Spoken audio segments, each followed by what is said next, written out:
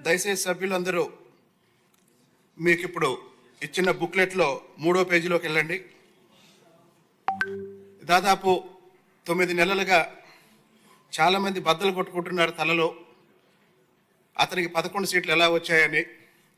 దానికి ఆన్సర్ 3వ పేజీలో ఉంది. ఏ పాఠశాలకు వెళ్ళినా వందే మాతరం, జనగణమన మీరు వినుంటారు. కానీ గత 5 ఏళ్ళు ఆంధ్రప్రదేశ్ పాఠశాలల్లో ఒక కొత్త పాట మారుమోగింది అధ్యక్ష. డౌన్లోడు అప్పులోడు ఏందిరో ఈ గోడు, యాపులతో చదువులు నేడు చతికిల పడ్డాయి చూడు. డౌన్లోడు అప్పులోడు ఏందిరో ఈ గోడు, యాపులతో చదువులు నేడు చతికిల పడ్డాయి చూడు. బడిగంట కొట్టక ముందే బాత్రూము ఫోటోలు తీసి, తరగతిలో అడుగుడుతూనే ఆన్లైన్లో హాజరు వేసి, కోడిగుడ్లు దించక ముందే చిక్కిలోడు వచ్చేస్తాడు, బియ్యాన్ని పంచక ముందే పప్పు నూనెలొచ్చాయంటాయి. ఈ పాట ఎవరు పాడారు? ఎవరు పాడారో 3వ పేజీ ఓపెన్ చేయండి. 3వ పేజీలో 4వ పాయింట్, మంత్రి గారు ఇచ్చిన బుక్లెట్లో 3వ పేజీలో 4వ పాయింట్. టోటల్ టీచర్స్ ఎంతమంది ఆంధ్రప్రదేశ్లో? దయచేసి అందరూ చూడండి. టోటల్ టీచర్స్ ఎంతమంది?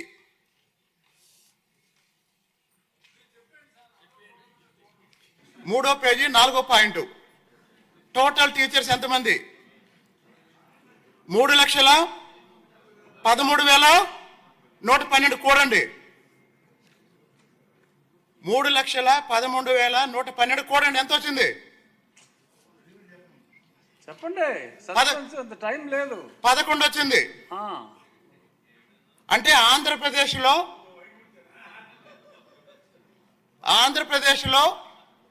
గత 5 సంవత్సరాల జగన్మోహన్ రెడ్డి గారి పరిపాలనలో అన్ని రకాల అవమానాలు, మానసిక వేదన అనుభవించిన ప్రభుత్వ పాఠశాల ఉపాధ్యాయుల సంఖ్య కూడితే ఎంత వచ్చింది? 11 వచ్చింది. ఆ తర్వాత పాయింట్ చూడండి. సింగిల్ టీచర్ స్కూల్స్ ఎన్ని? 12,112 కూడితే ఎంత వచ్చింది? మీరు చెప్పండి సార్, అంత టైం లేదు ఇక్కడ. కూడితే ఎంత వచ్చింది? అది కూడా 11 వచ్చింది. అది కూడా 11 వచ్చింది. 5 సంవత్సరాల జగన్మోహన్ రెడ్డి అరాచక పాలన మీద, 5 సంవత్సరాల జగన్మోహన్ రెడ్డి అరాచక పాలన మీద వీరోచితంగా పోరాడింది ఎవరు అంటే మొట్టమొదట అమరావతి మహిళా రైతులు. అమరావతి ఉద్యమం జరిగింది 1631 రోజులు. 1631 కూడండి. కాబట్టి జగన్మోహన్ రెడ్డి మీద పోరాడిన అమరావతి ఉద్యమం కూడితే 11 రోజులు వచ్చింది. జగన్మోహన్ రెడ్డి మీద పోరాడిన టీచర్ల సంఖ్య కూడితే 11 రోజులు వచ్చింది. ఇప్పుడు 2 నిమిషాలు అధ్యక్ష. మంత్రివర్గ ప్రమాణ స్వీకారం అయిపోయిన తర్వాత, శాఖల కేటాయింపు ప్రకటన వచ్చిన తర్వాత చాలా మంది ఆశ్చర్యపోయింది ఎక్కడంటే లోకేష్ గారి శాఖ చూసి, విద్యాశాఖ. మరి ఇప్పుడు విద్యాశాఖ ద్వారా ఈ రాష్ట్రానికి లోకేష్ గారు ఏం చేయబోతున్నారు అనేది ఇందాక చీఫ్ విప్ గారు ఒక మాట అన్నారు. అదేంటంటే చంద్రబాబు నాయుడు గారు 5 సంవత్సరాల అరాచకం తర్వాత రాష్ట్ర పునర్నిర్మాణం కోసం పాటుపడుతున్నారు అని. నాకు అర్థమైంది ఏంటంటే economic and administrative reconstruction of Andhra Pradesh, economic and administrative reconstruction of Andhra Pradesh, this responsibility is taken by Chandrababu Naidu garu. Socio cultural reconstruction of Andhra Pradesh, this responsibility is taken by honourable minister Lokesh garu. కాబట్టి సాధారణంగా ఒక ఉపాధ్యాయుడిగా దాదాపు 3 దశాబ్దాలుగా అనేక సందర్భాల్లో నేను ఏం చెప్పానంటే ఒక సమాజంలో ఏ రంగం ఫెయిల్ అయినా విద్యాశాఖని నిందించండి అని చెప్తూ ఉంటాం. మరి ఈరోజు ఆంధ్రప్రదేశ్లో ఎందుకు ఇంత దారుణమైన పరిస్థితి ఉంది అన్నప్పుడు ఇంకొకటి, గత కొన్ని నెలలుగా విద్యాశాఖ నుంచి వస్తున్న ప్రకటనల్లో నాకు బాగా నచ్చిన ఒక ప్రకటన ఏంటంటే ఏపీ మోడల్ ఆఫ్ ఎడ్యుకేషన్ గురించి మాట్లాడుతున్నారు. AP model of education, it is giving a lot of confidence. ఎందుకంటే చాలా మందికి తెలియదు, మన రాష్ట్రం నుంచి కొన్ని వేల మంది ఊటీ వెళ్తున్నారు, ఇతర రాష్ట్రాలకి ఇతర ప్రాంతాలకు వెళ్తున్నారు, కొన్ని లక్షల రూపాయలు ప్రతి సంవత్సరం ఫీజుల రూపంలో చెల్లిస్తున్నారు, కొన్ని కోట్ల రూపాయలు ఇతర రాష్ట్రాలకి మన సంపద తరలి వెళ్తుంది. అదే ఆంధ్రప్రదేశ్నే ఈ దేశంలో విద్యారంగానికి ఒక మోడల్గా మార్చగలిగితే through quality education, Chandrababu Naidu garu రెగ్యులర్గా చెప్పే విషయం ఏంటంటే నాలెడ్జ్ సొసైటీ.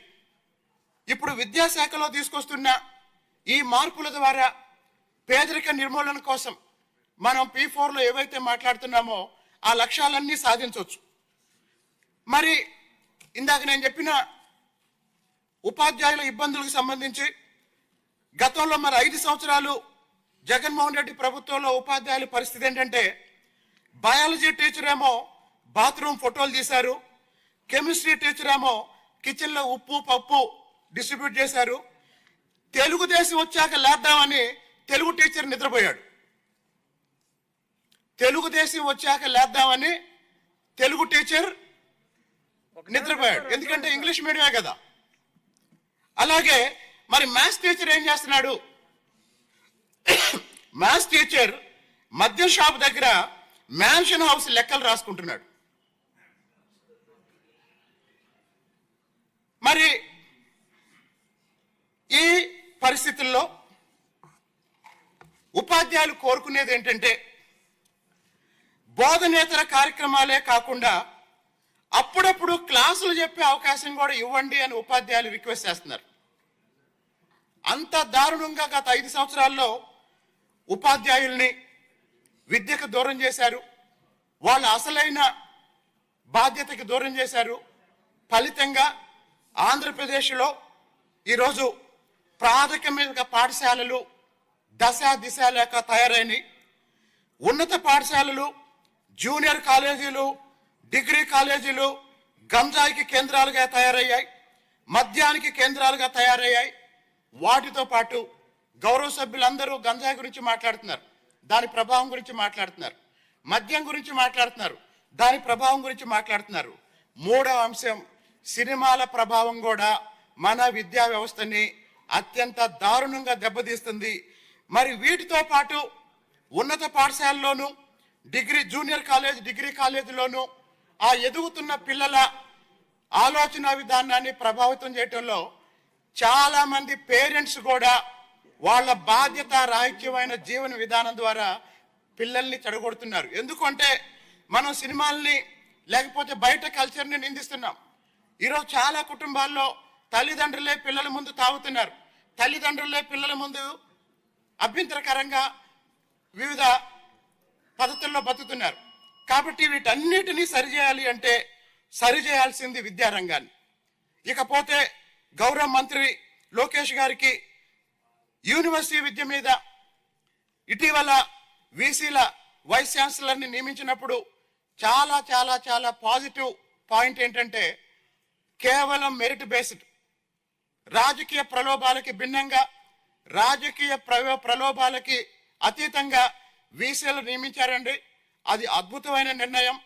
దాని ఫలితాలు రాబోయే రోజుల్లో మనం చూడబోతున్నాం. కాబట్టి ఈ నేపథ్యంలో వాస్తవానికి ఇది చాలా పెద్ద సబ్జెక్టు. సమయాభావం వల్ల స్పీకర్ గారి నిర్ణయాన్ని గౌరవిస్తూనే 2-3 విషయాలు చెప్తున్నానండి. దయచేసి యాపులన్నిటి విషయంలో, యాపులన్నీ నిర్వహించే పని ఒక డిజిటల్ అసిస్టెంట్ని నియమించి ఆ డిజిటల్ అసిస్టెంట్కి పని అప్పచెప్పాల్సిందిగా ఉపాధ్యాయుల సంఘాల నుంచి వచ్చిన ఒక సలహా. ఒక డిజిటల్ అసిస్టెంట్ని, లేదా మనకి సచివాలయంలో ఒక డిజిటల్ అసిస్టెంట్ ఉన్నారు, ఆ ఉద్యోగిని ఉపయోగించవచ్చేమో ఆలోచించండి. అలాగే చంద్రబాబు నాయుడు గారు మొదటిసారి ముఖ్యమంత్రిగా ఉన్నప్పుడు మన గౌరవ ఆర్థిక మంత్రి మొన్న సభలో చెప్పారు, వ్యవసాయ విధానాన్ని అధ్యయనం చేయడానికి ఒక బృందాన్ని ఇజ్రాయెల్ పంపించారు. మరి ఇంత ప్రధానమైన విద్యాశాఖని, విద్యారంగాన్ని అధ్యయనం చేయడానికి మొత్తం ప్రపంచం మొత్తం గర్వంగా చెప్పుకుంటున్న, గొప్పగా చెప్పుకుంటున్న ఫిన్లాండ్ విద్యా విధానాన్ని అధ్యయనం చేయడానికి ఈ సభ నుంచి ఒక 10 మంది సభ్యుల్ని ఫిన్లాండ్ పంపించి వాళ్ళు ఇచ్చే నివేదికని ఈ సభలో చర్చించి తగిన చర్యలు తీసుకోవాల్సిందిగా తెలియజేస్తున్నాను. అలాగే నాడు నేడు కార్యక్రమంలో పెండింగ్ పనులు ఏవైతే ఉన్నాయో ఆ పెండింగ్ పనులని రాజకీయాలకు అతీతంగా పూర్తి చేయమని విజ్ఞప్తి చేస్తున్నా. అలాగనే 16,347 పోస్టులతో రాబోతున్న మెగా డిఎస్సి కోసం లక్షలాది మంది ఎదురు చూస్తున్నారు.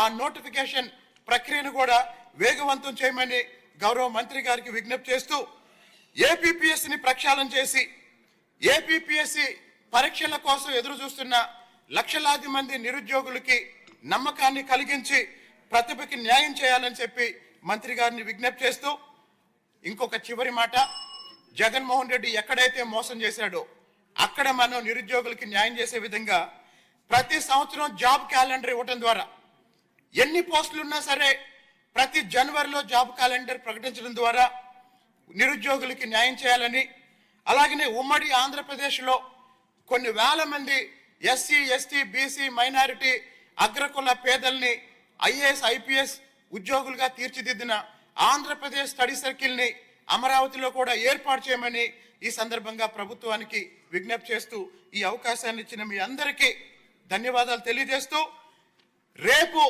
జగన్మోహన్ రెడ్డి యువత పోరు పేరుతో ఒక ఉద్యమానికి పిలిపించినట్టు మీడియాలో చూస్తున్నాం.